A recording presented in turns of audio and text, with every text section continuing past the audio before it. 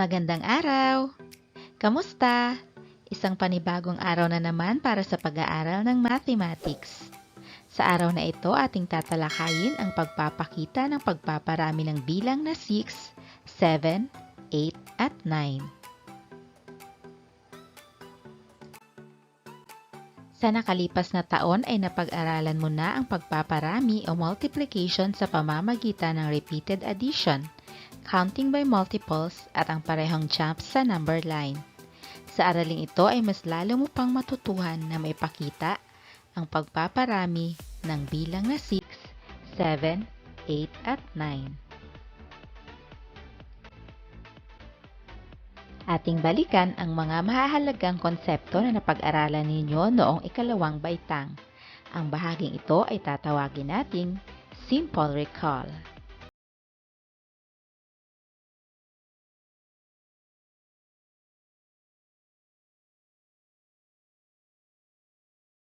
Ang multiplication o pagpaparami ay ang paulit-ulit na pagdaragdag o repeated addition. Ano-ano ang mga bahagi ng multiplication sentence? Narito ang halimbawa ng multiplication sentence. 6 times 5 equals 30. Ang 6 ay tinatawag na multiplicand. Ang multiplicand ay ang bilang na pinaparami. Samantala, ang 5 ay tinatawag na multiplier. Ang multiplier ay nagsasaad ng bilang ng beses na idaragdag ang isang numero. Ang 30 ay tinatawag na product. Ang product ay tawag sa sagot sa multiplication. Para sa karagdagang kaalaman, ang 6 at 5 ay maaari ring tawaging factors. Ang factors ay ang mga bilang na minomultiply. Mga halimbawang sitwasyon. Tingnan ang halimbawa ng pagpapakita ng pagpaparami. Si Dan ay may iba't ibang prutas sa basket.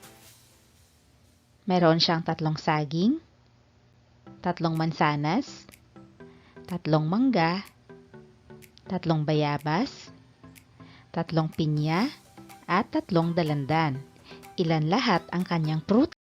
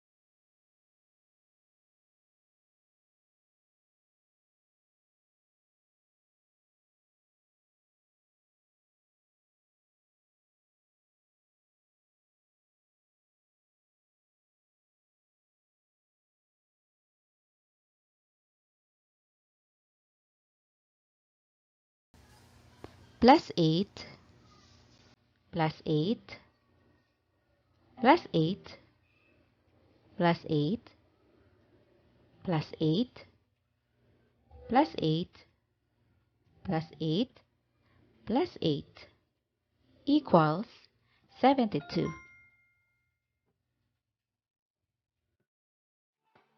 Isulat naman ang pamilang na pagpaparami o multiplication sentence. 9 times 8 equals 72. Si Mel ay bumili ng 72 donut. Tandaan natin, sa pagpapakita ng pagpaparami ng bilang, maaaring gamitin ang repeated addition. Ang multiplication ay paulit-ulit na pagdaragdag o repeated addition. At sa pagkuha ng sagot o product, i-multiply ang mga factors o ang tinatawag nating multiplicand at multiplier. Halina't tayo ay magsanay.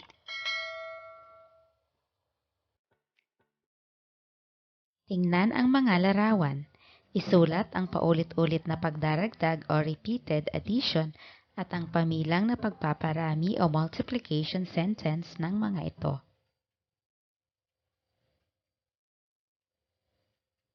Isulat ang repeated addition.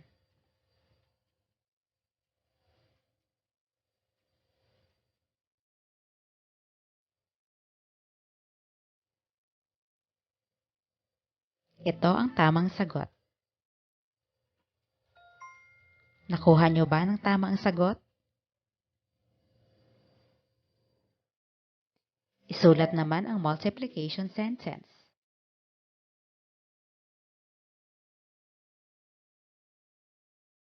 Ito ang sagot. Nakuha niyo ba ng tamang sagot?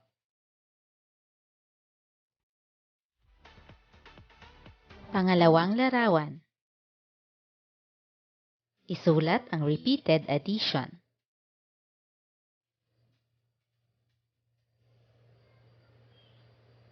Ito ang tamang sagot.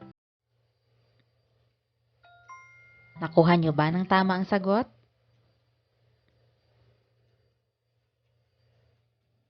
Isulat naman ang multiplication sentence.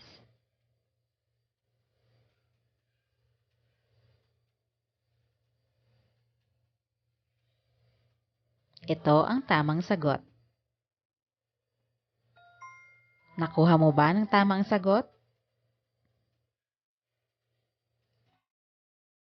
Ang sumusunod ay ang mga multiplication facts ng bilang na 6, 7, 8 at 9.